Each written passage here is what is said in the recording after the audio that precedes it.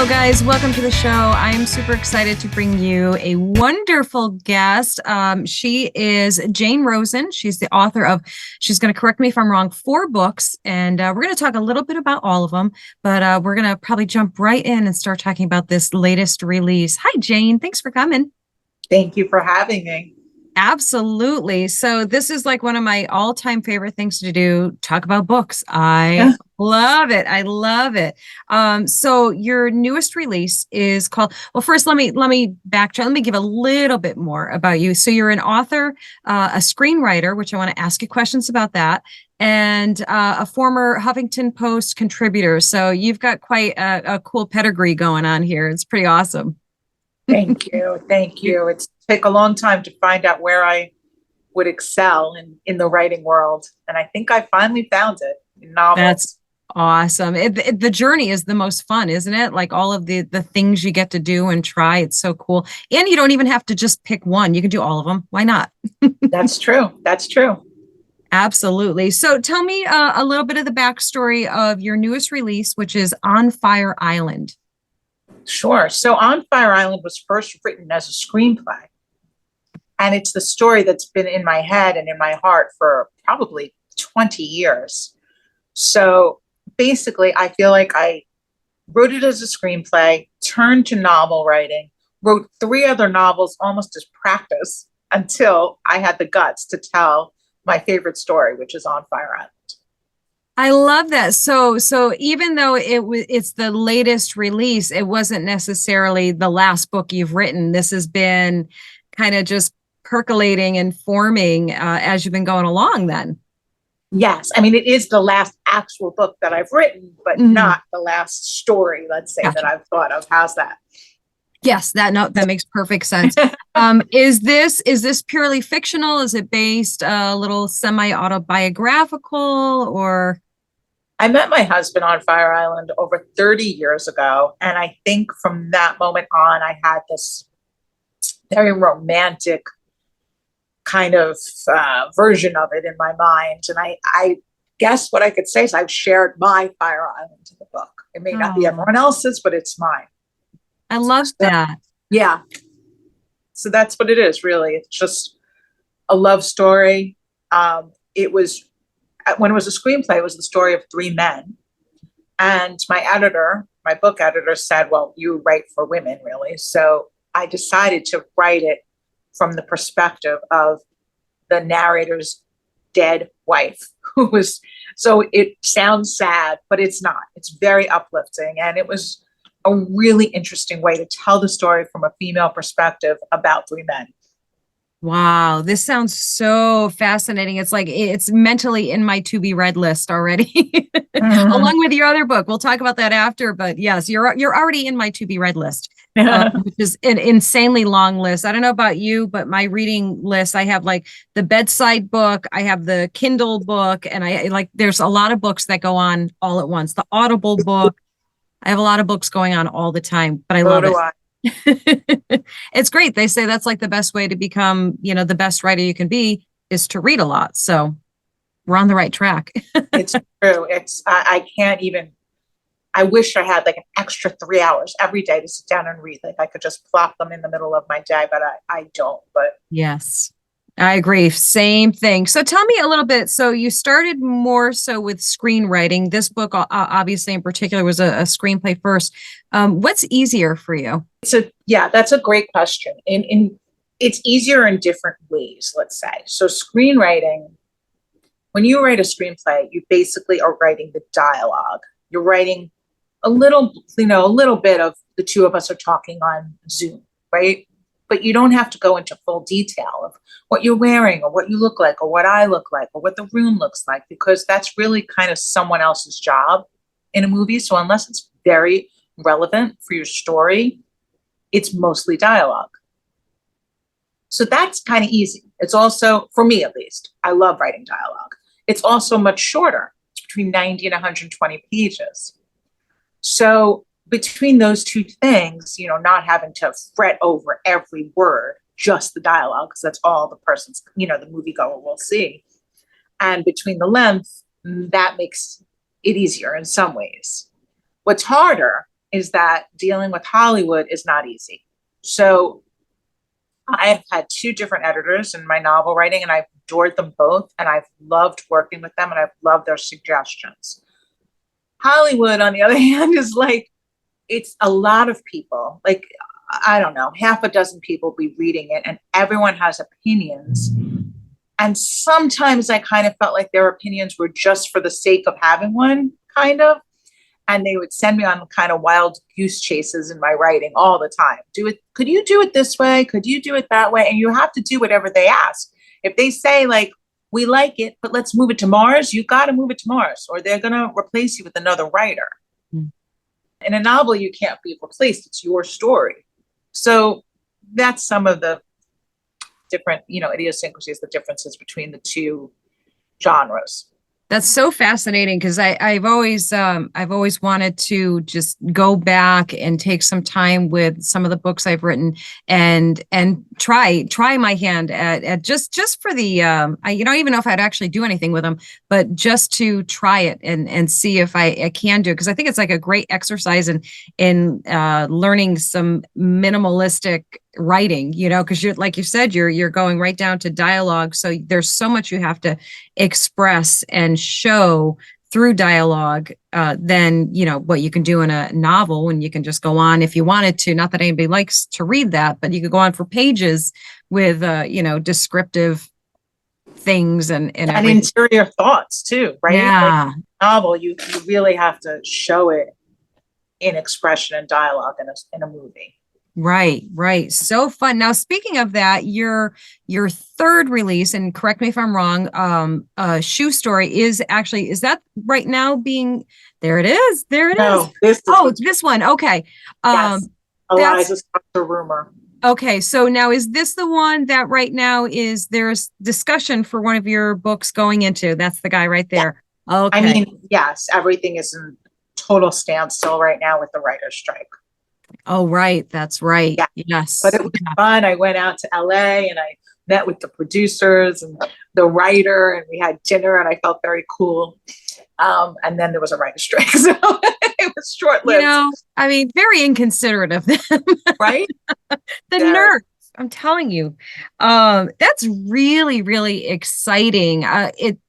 It's got to be a little bit of both exciting and, based on what you said, also a little frightening, because you are giving up a lot of control. That's your baby, that's your book, that's your heart, and that you put into it, and somebody else is going to change aspects of it that you might not want changed. Now, I'm thinking of myself, and I feel like I might be a bit of a pushover and go, yeah, you're going to put this on the big screen or, small screen, whatever the case is. I'd be like, okay, how do you feel about it? Oh, I feel fine about it. First of all, I really, really trusted and adored the people that are adapting it. I didn't know them before, but the writer's fantastic. The producers are fantastic. They're very communicative. And I just feel fine about it. I wouldn't feel as fine with anyone else adapting this book, because it's just closer to my heart. And I love Eliza Starts a Rumor. It is in many ways one of, my favorite characters.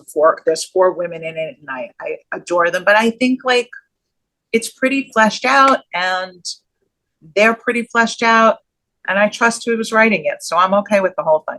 Nice. That's such a great feeling. That's awesome. Talk to me a little bit about the characters that you build and create. I know people probably say to you, people in your personal sphere probably ask you if the character is based on them, or if, who it's based on. Do you base your characters on people or do you try to make them as completely fictional as possible? They're for the most part as completely fictional as possible, but I do take emotions and really, like, when you're writing, it's like the best writing comes from within, from emotions that you felt. So there are definitely events or feelings or, parts of characters that are real people. The On Fire Island story has been so funny because everyone was concerned in Fire Island that they were in the book. And it's just, people are very funny about that. Who's this one? Who's that one? I'm like, it's no one. Like, There's a couple in the book, totally not important, that are a very annoying older couple. And I say how annoying they are. And so many people have asked me, is that this one? Is that this one? I'm like, it's no one. It's just so funny. That is hilarious. So you said Eliza was kind of your favorite character, right? Do you have a book baby that's like your heart? Usually it's your first one, right? Usually they say your first book is like the baby, the darling. Yeah. And my first book was definitely, you write a book and it gets published. So that's pretty great, right? And when you're writing your first book, you don't really think it's going to get published. You think your husband's going to read it, your kids, the people that reject it. So, so it has a whole different life to it. You're not worried about reviews and how many stars on Goodreads someone's going to give it, because who thinks it's ever really going to get published? Right. So I do have a close attachment to my first novel because it made me a published author. And I wrote it at a hard time in my life. And I think it really helped me to escape in many ways the writing of it. So that being said, yes, I'll always have a special place in my heart for my first. But I think like On Fire Island is still my favorite. Yeah. Yeah. It's more personal, right? Like I guess they all hold a special place. And do you ever have like a hard time? Like for me, there is actually one book in particular of mine that I have a really hard time going back to. Like I probably will never, you never say never, but I probably won't reread it ever because of exactly what you just said. It was from such a personal, difficult place in my life. I don't know if I ever want to revisit it again. How do you feel about like rereading your own work after a period of time? I don't mind. Like the book it was a hard time in my life, but it is not reflected in the book. It's more Okay. like my daughter was ill at the time, and writing the book gave me an escape. So that is like really what I was referring to. No, I don't. I go back and read books, and sometimes I don't even remember like the names of certain people. And I sometimes I hate to admit it sounds so cocky, but I laugh when something's funny. I'm like, oh, that was funny. Oh, I wrote that. But yeah, I don't mind it. This book, the third book, A Shoe Story, has talking about real people in it. My dad was in the invasions of Normandy, Sicily, and Salerno in World War II. At 17, he signed up for the Coast Guard. And he passed away when I was 11. I collected his letters home to his mom, which were, what's it called when they used to send them? Telegrams. Oh, telegrams. Yeah. And I read them all, and I took his like boat number and traced his journey in World War II. And that was an amazing experience because I put it all in this book, with a different person, but sure. I just felt really close to him just following what he did, That's incredible. Great. What a gift to have that. That's such a treasure. Oh my goodness. Actually, is there going to be any sequels to any of your books? Because people always ask, I know people are always like, once they read a book, they're like, oh, is there going to be more from this? Or is everything like a standalone? Everything is a standalone, but my next book, 7 Summer Weekends, which I'm finishing up right now as we speak, is set on Fire Island.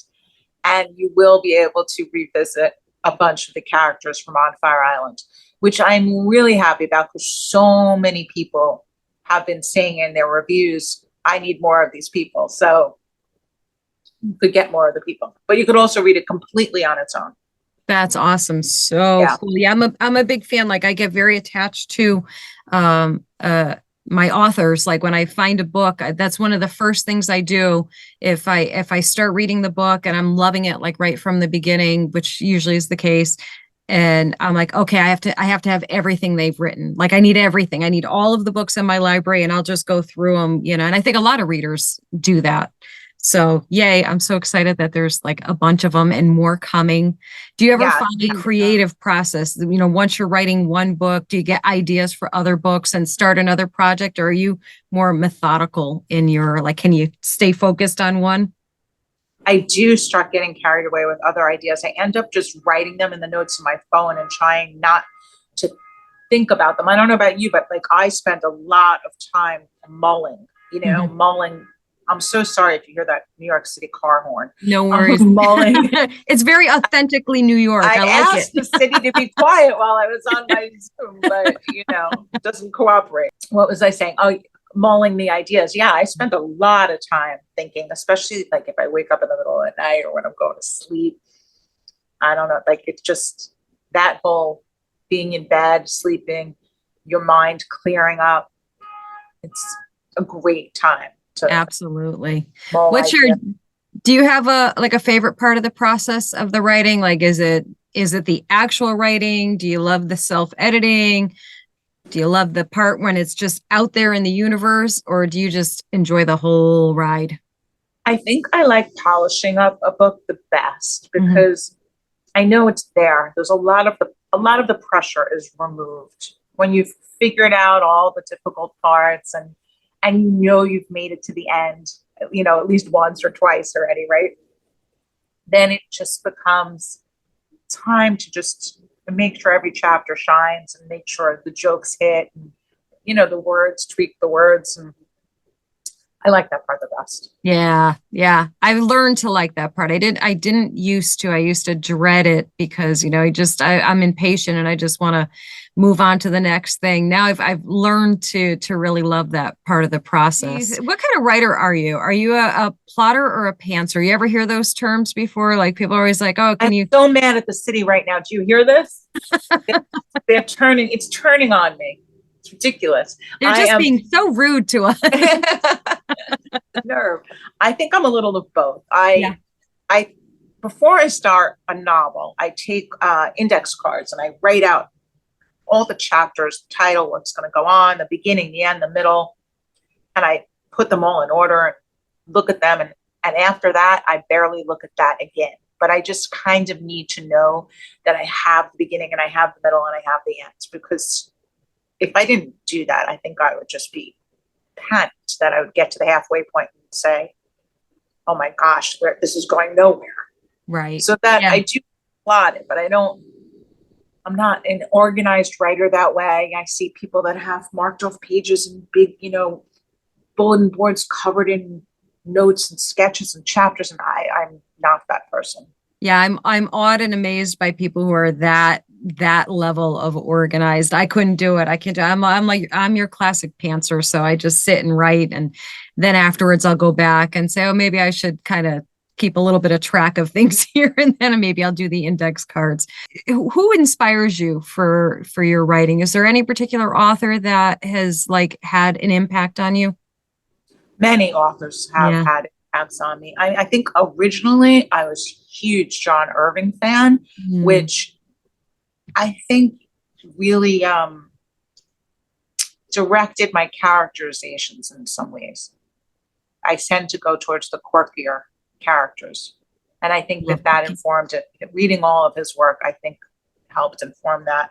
Now I'm very into reading like people that write the perfect rom-com, like Annabelle Monaghan, who wrote Nora Goes Off Script, or like Emily Henry and Carly Fortune, we share an editor, and their success has definitely inspired me to think about what people want to read, which is interesting. And it's not like that's just what I write. I don't just write what people want to read, but it has been a real learning experience to see what people want to read. You know what I mean? That's so nice. Yeah, I love that. Now, do you consider yourself, so most, I shouldn't say most, that's not fair to say, a lot of authors would categorize themselves as being introverts, and people are always like, oh my God, you're an introvert. No, you're not. There's no way. Introvert or extrovert? Oh, I am so not an introvert. I am an extrovert, and I am. And the funny thing is, I didn't realize that there'd be so much public speaking around being an author. Which is why I asked.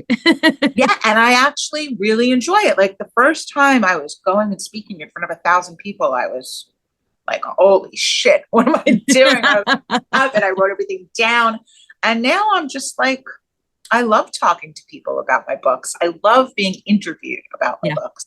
That's awesome. Yeah, I never feel like, oh, I'm not going to have the answer to the question or anything like that. So Yeah, I am an extrovert, and it's served me well, I think, with the marketing and sharing books with readers. Yeah, absolutely. Yeah. And you made a great point. I remember my husband when I first started doing some extroverted stuff, introvert over here. Um, and I was so nervous and I just felt sick to my stomach at the idea of standing in front of people and talking. And he's like, the best thing I can tell you is, you're talking about what you know. You're not talking about things you don't know about. You're talking about your own books, your own experiences, and and that's it. So be confident in what you already know, what you're already talking about. Nobody can surprise you with a question that you already know the answer to, or about yourself. And if you don't know the answer, you just say, I don't have an answer for that. And it's okay. The sky doesn't fall, the world doesn't crumble. So yeah, that's I'm envious of your extrovertedness, which I can do all the things, but I have to like go and recuperate for days. I have to put on like really fuzzy clothes and go curl up in a ball somewhere. It sounds so pathetic, I doesn't have it? to do that too. Don't feel bad. It's my favorite Oh, thing to do, to take that break and stay in my room and watch Bravo. yeah. Oh, I know. So tell me now, with this latest book, we just talked a little bit about the whole promoting and marketing and stuff. Are you touring around anywhere? Are you doing any book talks or book signings right now? Yes, yes. We went on vacation, my husband and I, for 17 days to Scandinavia and to the French Alps, which was a great break. But in between, on bookends of that, I have been touring. I'm going, I just got back from Bethany Beach. I'm going to the Jersey Shore this weekend.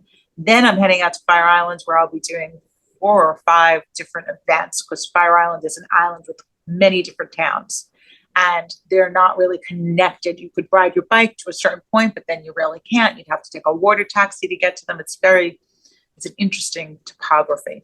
But yeah, I'm going to do some more events there. I'm going to be at the Hamptons Authors Night on August 12th. I'm doing my first drag show September 9th. I was asked to do books and burlesque. So I'll let you know how that goes. Yes, you got a lot of adventures coming Yeah, up. I have a lot of stuff coming up. A That lot of is absolutely fantastic and so exciting. And it's so exciting as, somebody that gets to be, as we all are on both parts of that, being behind the desk signing and the person handing over the book to be signed. It's so exciting to get to see authors that you're reading or have read. So I love that you're doing that for your fans, for your growing legion of fans. It's so I love exciting. it too. But woman walked into the store at Bethany Beach Books the other day, and she said, I already read this, but I had to come tell you how much I loved it. And then she started telling everyone online about how much she loved it. And it made me feel so good that, like, someone's enjoying your book. They're laughing, they're crying, and it's all from your words. It's a great Yeah. feeling. That is so fabulous. Now, tell everyone, if you will, where they can find you, your website, if you're on social media, all that good stuff. Where can everybody find you? Well, the best place to find me really is on Instagram, Jane L. Rosen, because I feel like that's my favorite social media, and I spend more time. It just seems easy to me, Instagram. I Mhm. post on it a lot. And I have a website, Jane L. Rosen, author. I think that's it. Can't I'll even make sure really. either way, we'll have it on the screen for everybody. All right. Even if it's wrong, we'll have the right one on there. No worries. Yes, but I answer my Instagram messages very quickly. And I'm also on Facebook. I love it. That's fantastic. And do you do any book clubs and stuff like that? People are obsessed with book clubs. I love doing book clubs, and I often will go, and yeah, I'll even do Zoom book clubs. Oh, If that's people so invite cool. me and they give me enough advance notice, so I'll give them a half an hour in the middle of their book club, and it's very fun. People love doing that. Yes, absolutely. So, so cool. Jane Rosen, I can't thank you enough for coming on and sharing your books with us and your story and inspiring. Not only are you inspiring readers to find new books, you're inspiring authors, new and aspiring authors to write. And that's why I love doing this, because it gets everybody so excited for writing. So thank you so much for your time. I Thank appreciate you. it. Here they are. Show me the Pick 'em up. babies. Look Pick at 'em up. those beauties. Yes, I'm so excited. I'm starting tonight. I might be skipping the line here in my to be read list. You got me Yeah, really excited. read Yeah. this one first. Yes. Okay. Thank you. I appreciate that. Thank you Guys, so much. Enjoy the rest of your summer. Thank you. Same to you. Enjoy. You're going to be very busy, but all in a great way. I love it. Yeah. Yes. Thank you for having me. Terrific. Thank you. Okay, guys, go check out those books right now. Just don't even wait for the end of this. Just go check them out right now. We'll see you in the next one. Take care.